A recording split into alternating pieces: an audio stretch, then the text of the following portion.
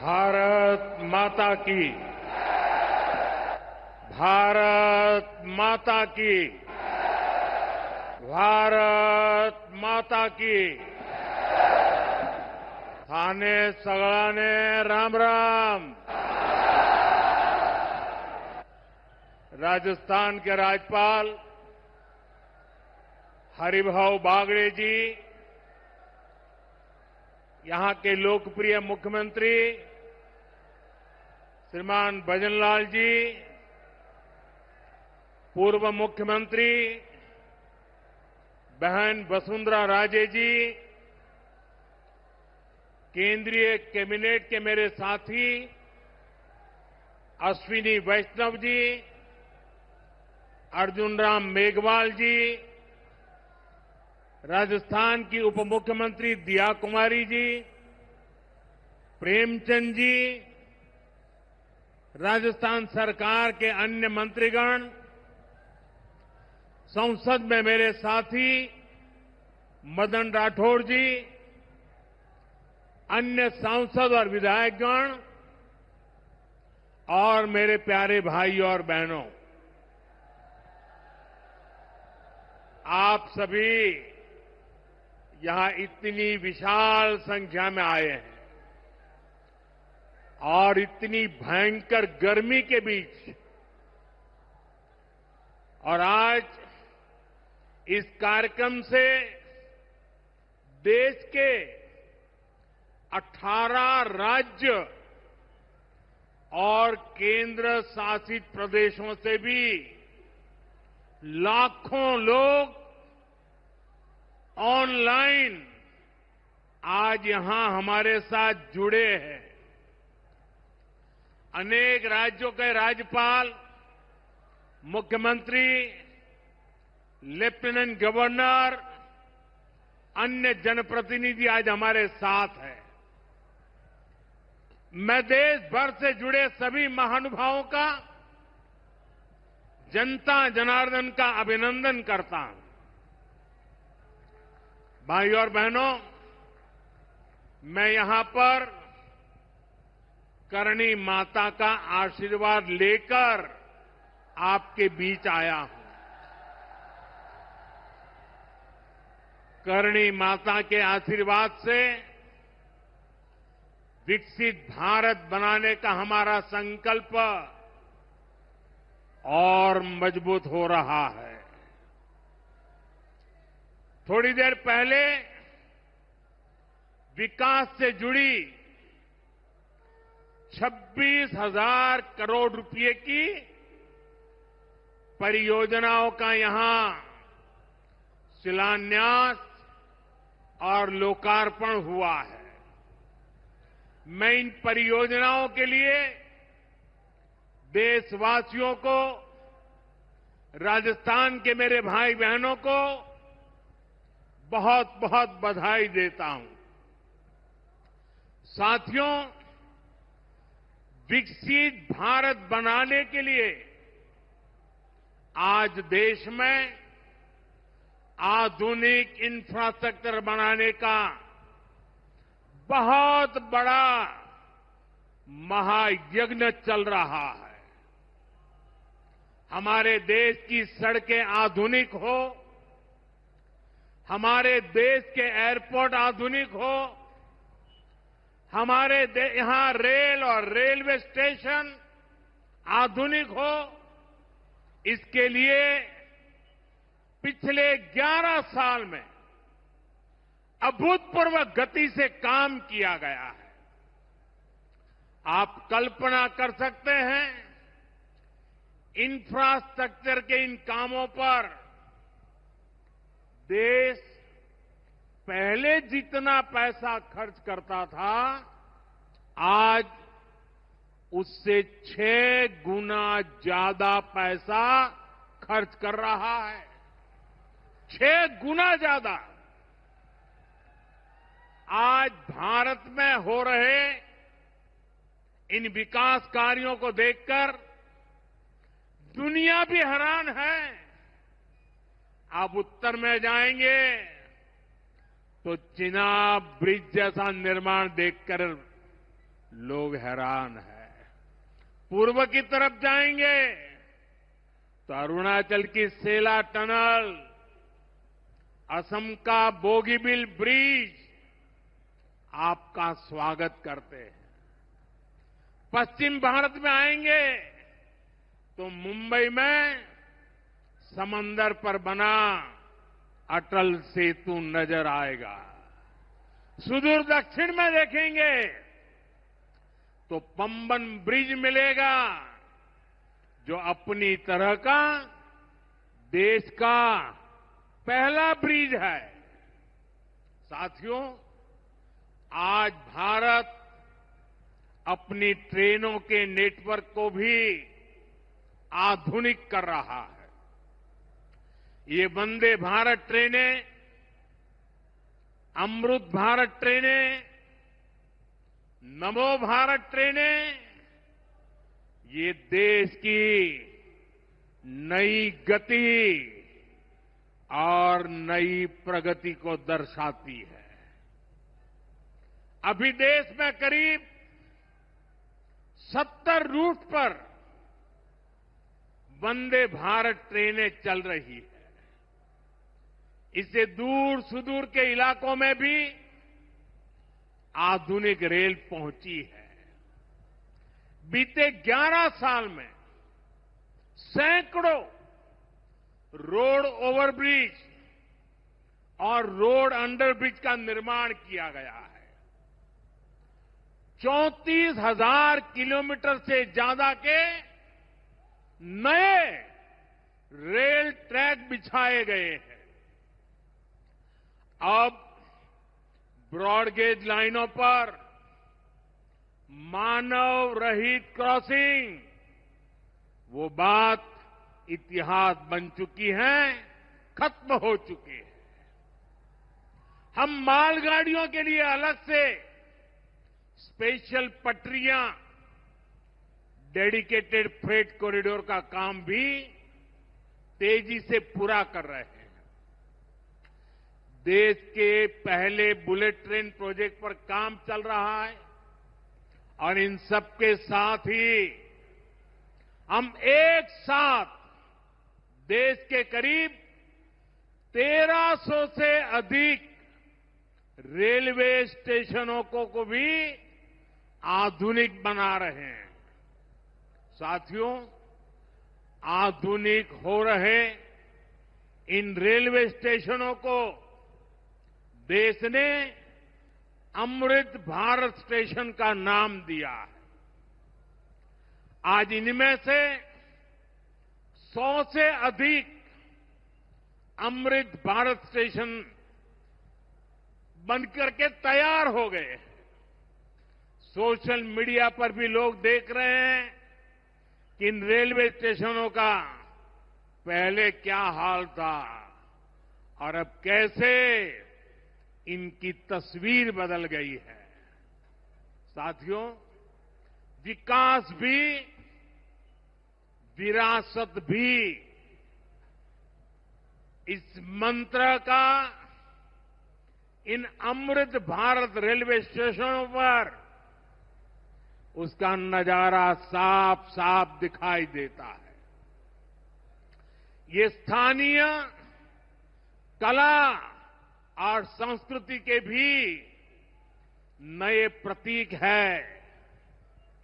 जैसे राजस्थान के Mandalgarh railway station पर महान राजस्थानी कला संस्कृति के दर्शन होंगी।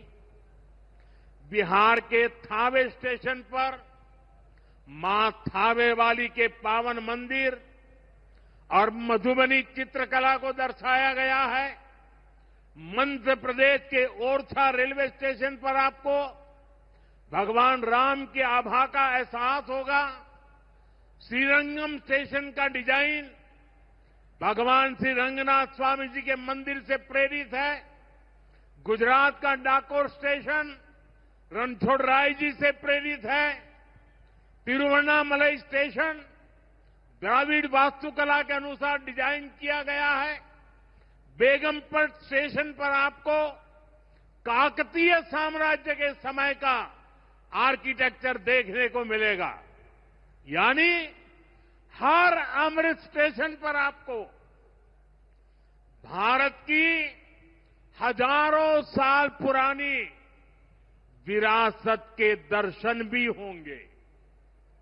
ये स्टेशन हर राज्य में टूरिज्म को भी बढ़ावा देने के माध्यम बनेंगे, नौजवानों को रोजगार के नए मौके देंगे।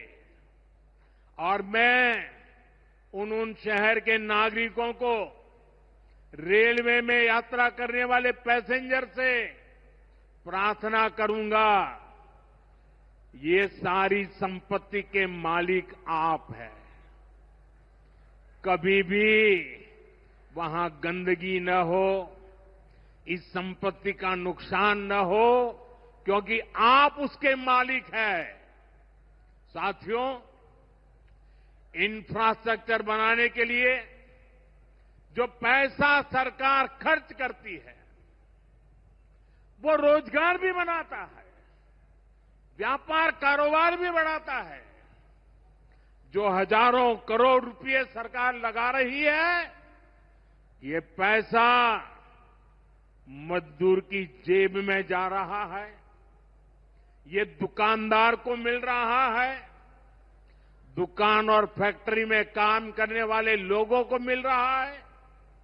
रेत, बजरी, सीमेंट, ये सारी चीजें ढोने वाले ट्रक, टेम्पो चलाने वालों को भी इससे फायदा होता है। और जब ये इंफ्रास्ट्रक्चर बनकर तैयार हो जाता है, तो फिर अनेक गुना और फायदे होते हैं। किसान की उपज कम कीमत में बाजार तक पहुंचती है, वेस्टेज कम होती है, जहां सड़कें अच्छी होती हैं, नई ट्रेनें पहुंचती हैं, वहां नए उद्योग लगते हैं, पर्यटन को बहुत बढ़ावा मिलता है। यानी इंफ्रास्ट्रक्चर पर लगने वाले पैसे से हर परिवार का, खास तौर पर हमारे नौजवानों का सबसे अधिक फायदा होता है। साथियों, इंफ्रास्ट्रक्चर पर जो काम हो रहा है, उसका हमारे राजस्थान को भी बड़ा लाभ मिल रहा है। आज राजस्थान के गांव-गांव में अच्छी सड़कें बन रही हैं, बॉर्डर के इलाकों में भी शानदार सड़कें बन रही हैं। इसके लिए बीते 11 साल में अकेले राजस्थान में करीब 70,000 करोड़ रुपए खर्च किए गए हैं। राजस्थान में रेलवे के विकास के लिए भी केंद्र सरकार इस साल करीब 10,000 करोड़ रुपए खर्च करने जा रही है। ये 2014 से पहले की तुलना में 15 गुना अधिक है। अभी थोड़ी देर पहले ही यहां से मुंबई के लिए एक नई ट्रेन को हरी झंडी दिखाई गई है। आज ही कई इलाकों में स्वास्थ्य, जल और बिजली से जुड़ी योजनाओं का शिलान्यास और लोकार्पण हुआ है। इन सारे प्रयासों का लक्ष्य है हमारे राजस्थान के शहर हो या गांव तेजी से उन्नति की ओर बढ़ सके। राजस्थान के युवाओं को उनके शहर में ही अच्छे अवसर मिल सके। साथियों, राजस्थान के औद्योगिक विकास के लिए भी डबल इंजन सरकार तेजी से काम कर रही है। अलग अलग सेक्टर्स के लिए यहां भजनलाल जी की सरकार ने नई औद्योगिक नीतियां जारी की है। बीकानेर को भी इन नई नीतियों का लाभ मिलेगा। और आप तो जानते हैं, जब बीकानेर की बात आती है तो बीकानेरी भुजिया का स्वाद,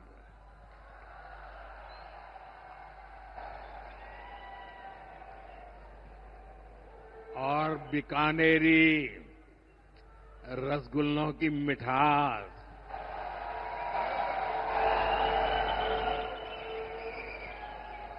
विश्व भर में अपनी पहचान बनाएगी भी और बढ़ाएगी भी। राजस्थान की रिफाइनरी का काम भी अंतिम चरण में है। इससे राजस्थान पेट्रोलियम आधारित उद्योगों का प्रमुख हब बनेगा। अमृतसर से जामनगर तक जो 6 लेन का इकोनॉमिक कॉरिडोर बन रहा है, वो राजस्थान में श्रीगंगानगर, हनुमानगढ़, बीकानेर, जोधपुर, बाड़मेर और जालोर से गुजर रहा है। दिल्ली मुंबई एक्सप्रेसवे का काम भी राजस्थान में लगभग पूरा हो गया है। कनेक्टिविटी का ये अभियान राजस्थान में औद्योगिक विकास को नई ऊंचाई पर ले जाएगा। साथियों, राजस्थान में पीएम सूर्यघर मुफ्त बिजली योजना भी तेजी से आगे बढ़ रही है। इस योजना से राजस्थान के 40,000 से ज्यादा लोग जुड़ चुके हैं। इससे लोगों का बिजली बिल 0 हुआ है और लोगों को सोलर बिजली पैदा करके कमाई का नया रास्ता भी मिला है। आज यहां बिजली से जुड़े कई प्रोजेक्ट का शिलान्यास और लोकार्पण हुआ है। इनसे भी राजस्थान को और ज्यादा बिजली मिलेगी। बिजली का बढ़ता उत्पादन भी राजस्थान में औद्योगिक विकास को नई गति दे रहा है। साथियों, राजस्थान की ये भूमि रेत के मैदान में हरियाली लाने वाले महाराजा गंगा सिंह जी की भूमि है। हमारे लिए पानी का क्या महत्व है, यह इस क्षेत्र से बेहतर भला कौन जानता है। हमारे बीकानेर, श्रीगंगानगर, हनुमानगढ़, पश्चिम राजस्थान के ऐसे अनेक क्षेत्रों के विकास में पानी का बहुत बड़ा महत्व है। इसलिए एक तरफ हम सिंचाई परियोजनाओं को पूरा कर रहे हैं और साथ ही नदियों को जोड़ रहे हैं। पार्वती, काली सिंध, चंबल लिंक परियोजना से राजस्थान के अनेक जिलों को लाभ होगा। यहां की धरती, यहां के किसानों को फायदा होगा। साथियों,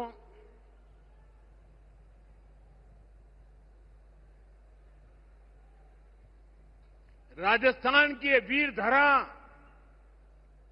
हमें सिखाती है कि देश और देशवासियों से बड़ा और कुछ नहीं।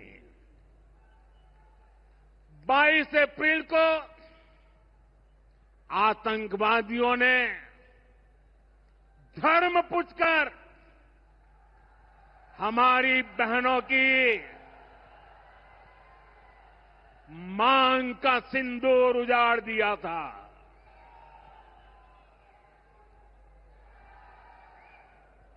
वो गोलियां पहलगाम में चली थी, लेकिन उन गोलियों से 140 करोड़ देशवासियों का सीना छलनी हुआ था।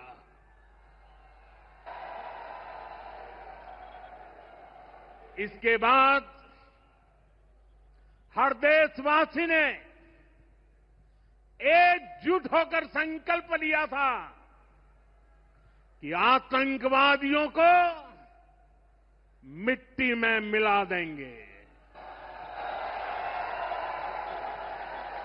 उन्हें कल्पना से भी बड़ी सजा देंगे। आज आपके आशीर्वाद से,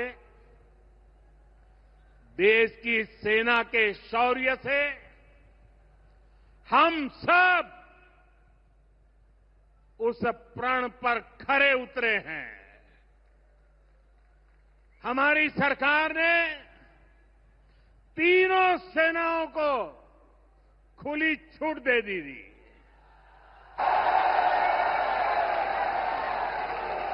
और तीनों सेनाओं ने मिलकर ऐसा चक्रव्यूह रचा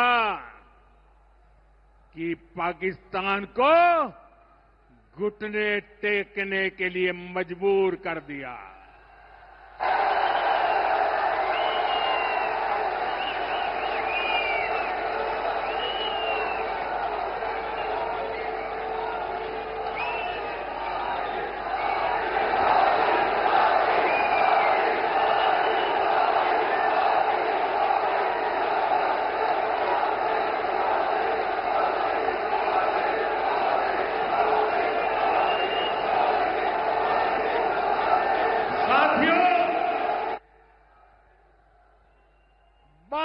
तारीख के हमले के जवाब में हमने 22 मिनट में आतंकियों के 9 सबसे बड़े ठिकाने तबाह कर दिए।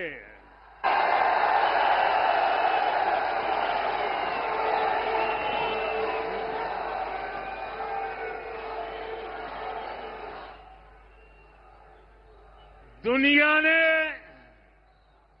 और देश के दुश्मनों ने भी देख लिया कि जब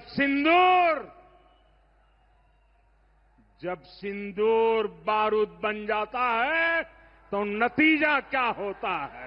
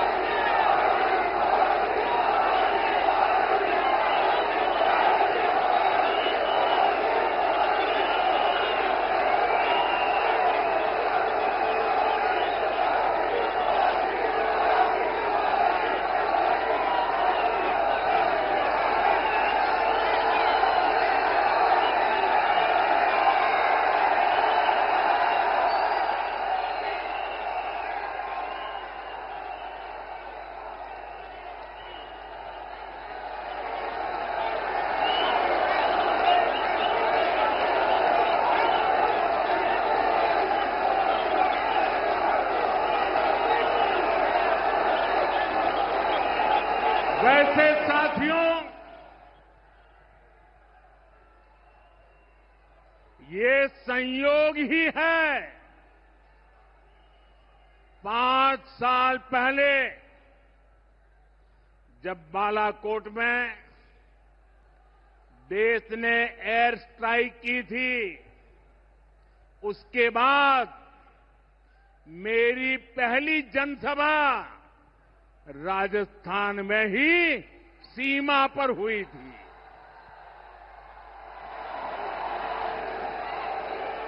वीर भूमि का ही ये तप है कि ऐसा संयोग बन जाता है। अब इस बार जब ऑपरेशन सिंदूर हुआ तो उसके बाद मेरी पहली जनसभा फिर यहां वीरभूमि राजस्थान की सीमा पर बीकानेर में आप सभी के बीच हो रही है।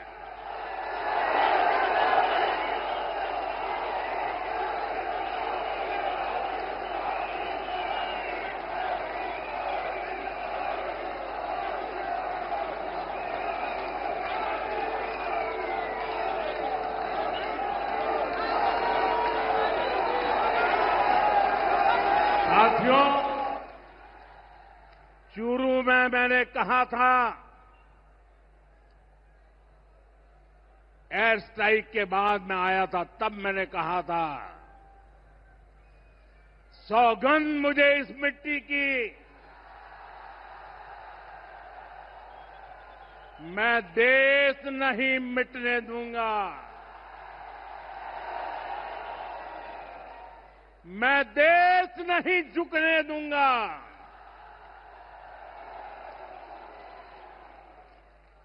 आज मैं राजस्थान की धरती से देशवासियों से बड़ी नम्रता के साथ कहना चाहता हूं, मैं देश के कोने कोने में जो तिरंगा यात्राओं का हुजूम चल रहा है,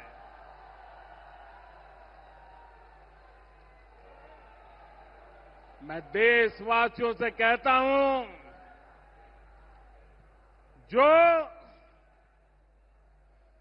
जो सिंदूर मिटाने निकले थे, जो सिंदूर मिटाने निकले थे, उन्हें मिट्टी में मिलाया है।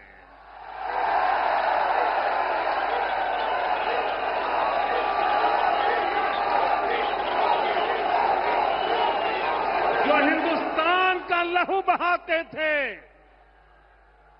जो हिंदुस्तान का लहू बहाते थे, आज कतरे कतरे का हिसाब चुकाया है।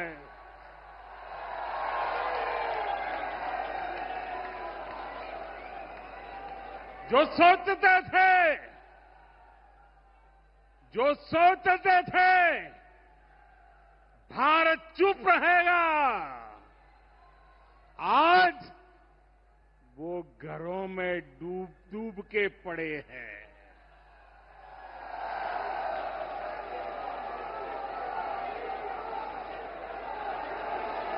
जो अपने हथियारों पर घमंड करते थे, जो अपने हथियारों पर घमंड करते थे, आज वो मलबे के ढेर में दबे हुए हैं।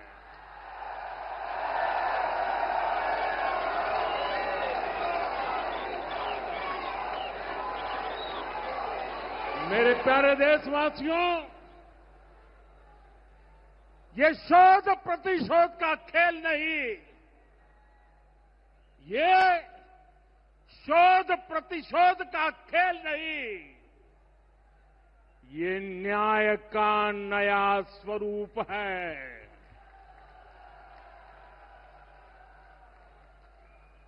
ये न्याय का नया स्वरूप है। ये ऑपरेशन सिंदूर है।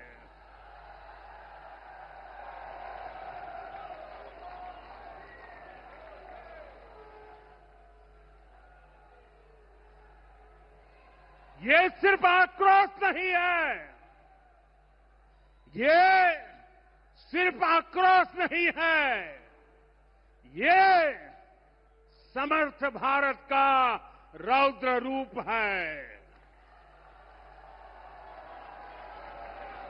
ये भारत का नया स्वरूप है।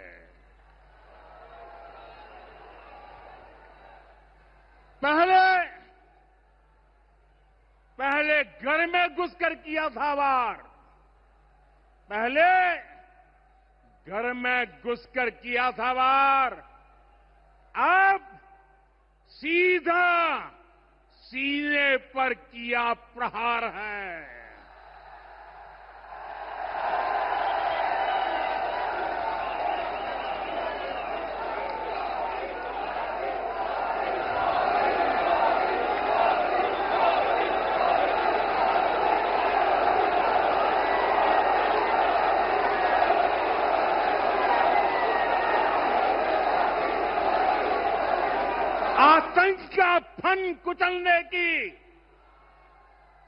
आतंक का फन कुचलने की यही नीति है, यही रीति है, यही भारत है, नया भारत है।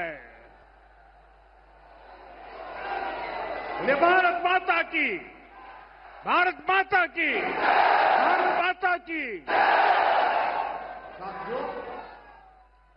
ऑपरेशन सिंदूर ने आतंकवाद से निपटने के 3 सूत्र तय कर दिए हैं। पहला, भारत पर आतंकी हमला हुआ तो करारा जवाब मिलेगा।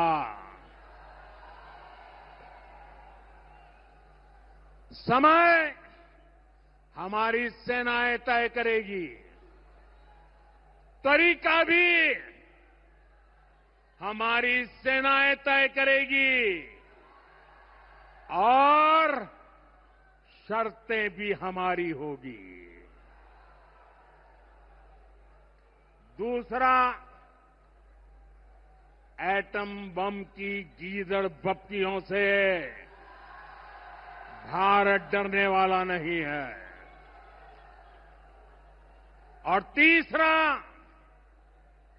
हम आतंक के आकाओं और आतंकी सरपरस्त सरकार को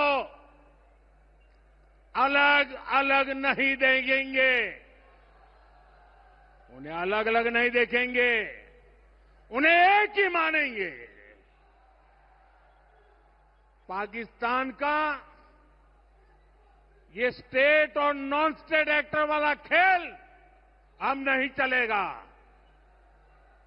आपने देखा होगा, पूरी दुनिया में पाकिस्तान की पोल खोलने के लिए हमारे देश के 7 अलग अलग प्रतिनिधिमंडल पूरे विश्व भर में पहुंच रहे हैं। और इसमें देश के सभी राजनीतिक दलों के लोग हैं, विदेश नीति के जानकार हैं, गणमान्य नागरिक है। अब पाकिस्तान का असली चेहरा पूरी दुनिया को दिखाया जाएगा। साथियों, पाकिस्तान भारत से कभी सीधी लड़ाई जीत ही नहीं सकता। जब भी सीधी लड़ाई होती है तो बार बार पाकिस्तान को मुंह की खानी पड़ती है। इसलिए पाकिस्तान ने आतंकवाद को भारत के खिलाफ लड़ाई का हथियार बनाया है। आजादी के बाद पिछले कई दशकों से यही चला आ रहा था। पाकिस्तान आतंक फैलाता था, निर्दोष लोगों की हत्याएं करता था, भारत में डर का माहौल बनाता था।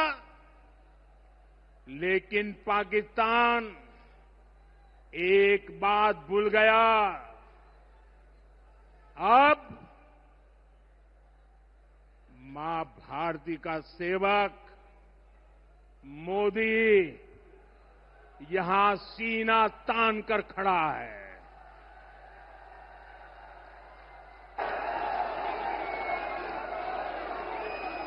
मोदी का दिमाग ठंडा है, ठंडा रहता है, लेकिन मोदी का लहू गर्म होता है।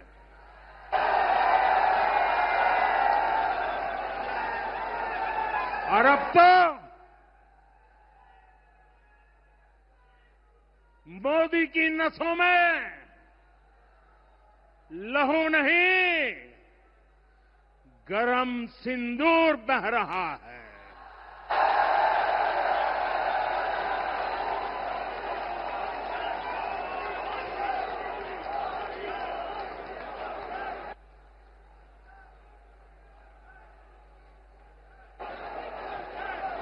अब भारत ने दो टूक साफ कर दिया है। हर आतंकी हमले की पाकिस्तान को भारी कीमत चुकानी पड़ेगी और ये कीमत पाकिस्तान की सेना चुकाएगी, पाकिस्तान की अर्थव्यवस्था चुकाएगी। साथियों, जब मैं दिल्ली से यहां आया तो बीकानेर के नाल एयरपोर्ट पर उतरा। पाकिस्तान ने इस एयरबेस को भी निशाना बनाने की कोशिश की थी, लेकिन वो इस एयरबेस को रत्ती भर भी नुकसान नहीं पहुंचा पाया। और वहीं यहां से कुछ ही दूर सीमा पार पाकिस्तान का रहीम यार खान एयरबेस है। पता नहीं आगे कब खुलेगा। आईसीयू में पड़ा है। भारत की सेना के अचूक प्रहार ने इस एयरबेस को तहस नहस कर दिया है। साथियों, पाकिस्तान के साथ न ट्रेड होगा न टॉक। अगर बात होगी तो सिर्फ पाकिस्तान के कब्जे वाले कश्मीर की, पीओके की। और अगर पाकिस्तान ने आतंकियों को एक्सपोर्ट करना जारी रखा तो उसको पाई पाई के लिए मोहताज होना होगा। पाकिस्तान को भारत के हक का पानी नहीं मिलेगा। भारतीयों के खून से खेलना पाकिस्तान को महंगा पड़ेगा। ये भारत का संकल्प है और दुनिया की कोई ताकत हमें इस संकल्प से टिका नहीं सकती है।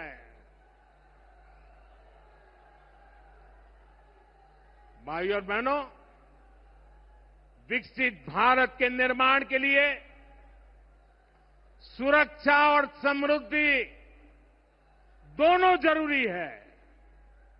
ये तभी संभव है जब भारत का कोना कोना मजबूत होगा। आज का ये कार्यक्रम भारत के संतुलित विकास का, भारत के तेज विकास का उत्तम उदाहरण है। मैं एक बार फिर इस वीर धरा से सभी देशवासियों को बधाई देता हूं। मेरे साथ बोलिए, दोनों मुट्ठी बंद करके पूरी ताकत से बोलिए, भारत माता की, भारत माता की, भारत माता की। वंदे वंदे वंदे वंदे वंदे वंदे वंदे वंदे वंदे वंदे वंदे वंदे।